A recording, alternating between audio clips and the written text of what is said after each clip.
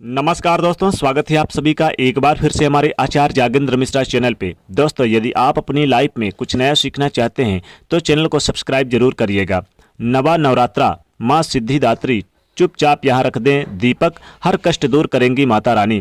नवरात्रि के नौवें दिन माँ सिद्धिदात्री की पूजा की जाती है और इनकी पूजा उपासना करने से समस्त मनोकामनाएं पूर्ण हो जाती है।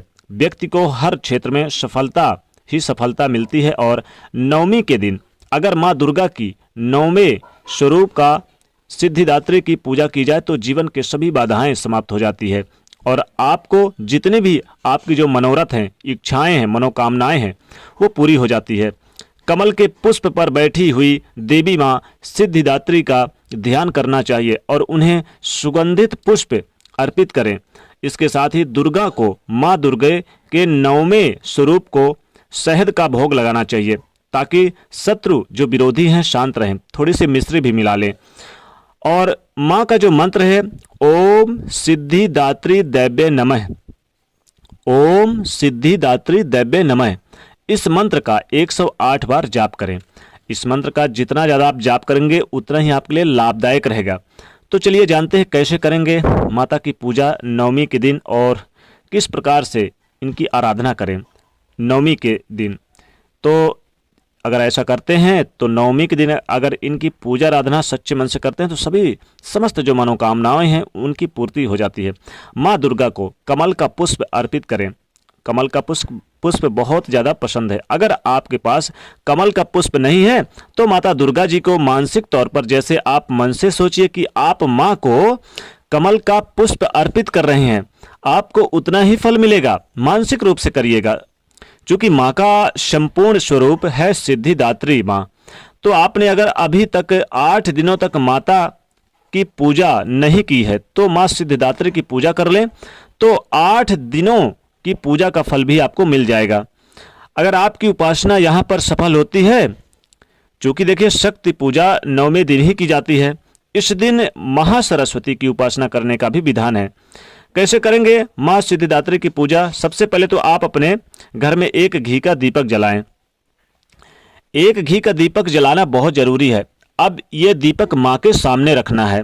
देखिए, ध्यान रखिए, माँ के सामने रखना है घी का दीपक और उसमें आप चाहे तो 2 लौंग भी डाल दें। अगर आपके पास 9 कमल के पुष्प हैं तो बहुत अच्छी बात है, क्योंकि कमल का पुष्प भी अर्पित करना है। और अगर नहीं है कमल के पुष्प 9, तो 9 तरह के पुष्प आप अर्पित कर दें। अब इसमें से बहुत सारे पुष्प हैं, बेले का पुष्प है, कमल का पुष्प है, गुड़हल का पुष्प है। यानी कि अगर 9 प्रकार के भी ना मिले तो एक ही पुष्प को आप, जैसे गुड़हल का पुष्प लाल होता है, लाल फूल जरूर अर्पित करिए, उसको 9 फूल को ले लीजिए, 9 फूल अर्पित कर दें। इस तरह भी आप अर्पित कर सकते हैं। अब आपने जो पुष्प माँ को अर्पित किया है, लाल वस्त्र में लपेट कर रखिएगा। लेकिन इससे पहले एक और चीज, इस दिन बहुत तरीके के प्रयोग किए जाते हैं, बहुत सारे प्रयोग भी किए जाते हैं। आप अपने घर पर भी मुख्य द्वार पर दीपक जरूर जलाएं, 2 दीपक जलाएं। इससे भी माता, चूंकि देखिए नवरात्रि में जाने से पहले जब पृथ्वी लोक से जाने लगती हैं माता जी, तो जरूर प्रत्येक घर में भ्रमण करती हैं।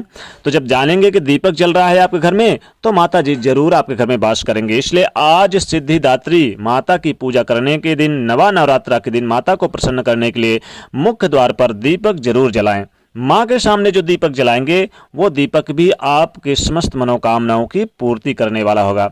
बहुत सारे प्रयोग किए जाते हैं। माता को आप चाहें तो आज के दिन लौंग ले लीजिए अपने दाहिने हाथ में और थोड़ी सी इलायची ले लीजिए और एक पुष्प ले लीजिए और चाहे लाल चुनरी पे लपेट के अपने दाहिने हाथ में ले लीजिए या फिर अपने हाथ में ले लीजिए और माँ के सामने आप बैठकर ओम सिद्धिदात्री दैव्य नमः, ओम सिद्धिदात्री दैव्य नमः, इस मंत्र का 108 बार जाप करते हुए, और ये जो आपने हाथ में लिया है 3 बार उल्टे बार के, और कैसा भी कष्ट हो, कैसी भी मनोकामना हो, कैसी भी पीड़ा हो, कैसी भी विपत्ति हो, चाहे शत्रु की विपत्ति हो या किसी प्रकार की, माँ के चरणों में अर्पित कर दें, समस्त मनोकामनाओं से पूर्ति मिलेगी।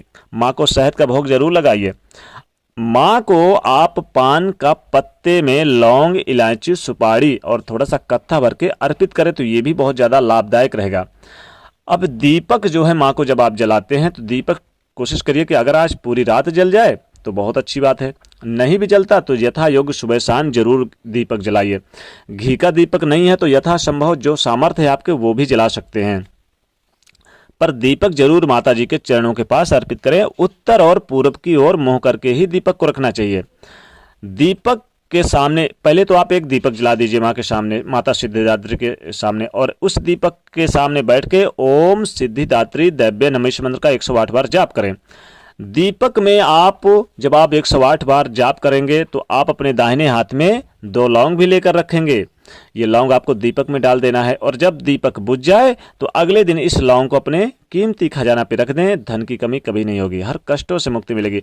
आप चाहें तो इस लौंग को अपने पास सदैव रखें तो किसी की नज़र हया बुरी नज़र नहीं लगेगी। माता सिद्धिदात्री को आप प्रसन्न करने के लिए बहुत सारी चीज़ें, जैसे कि कन्याओं को भोजन खिला सकते हैं, कन्याओं को दान कर सकते हैं। आज के दिन उनके सामने बैठकर वहीं पर भी आप यानी कि विशेष तरह की हवन वगैरह सब कुछ करें। माता को प्रसन्न करने के लिए आप फल अर्पित करें, फल में अनार अर्पित करें, बहुत सारे फल है, कई तरह के फल अर्पित करें। लाल अंगूर मिल जाए तो अर्पित करें।